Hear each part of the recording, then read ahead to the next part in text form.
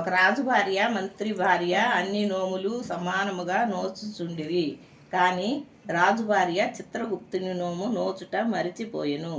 ఆ నోము మంత్రి భార్య నోచెను. కొంతకాలమునకు వారిద్దరును చనిపోయిరి.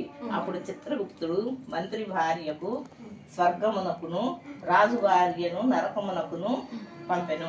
అది విని రాజు భార్య, స్వామి, మంత్రి భార్య వలె నేనును అన్ని వ్రతములు నోచితిని, నాకు నరకము వచ్చుటకు గల కారణమేమిటి అని అడిగెను.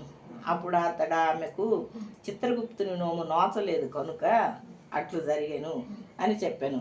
ఆమె అతనిని బ్రతిమాలి తిరిగి భూలోకమునకు వచ్చి ఆ నోము నోచుకొని పిదప స్వర్గమునకు వెళ్ళెను.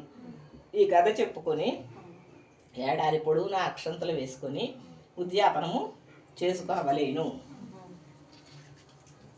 తల మీద నుండి ఈ చిత్రగుప్తుడి పాదాల దగ్గర మీరు తర్వాత అయినా వేసుకుంటారు. కథ చెప్పుకొని ఏడాది పొడవునా అక్షంతలు వేసుకొని ఉద్యాపన చేసుకున్నాను. కట్లు లేని కంపలో ఎడ్లు తొక్కని ఒడ్లు 5 కుంచములు పోసి వాటిలో ఒక గుమ్మడి పండు, అడ్డెడు తవ్వెడు బియ్యము, 5 కూరగాయలు, పంచ దక్షిణ తాంబూలములతో వెండి ఆకు, బంగారు గంటము, అన్నగారికి కానీ తమ్ముడికి కానీ వారెవరూ లేనిచో గ్రామ కరణమునకు కానీ ఇయ్యవలెను. కథా సమాప్తం.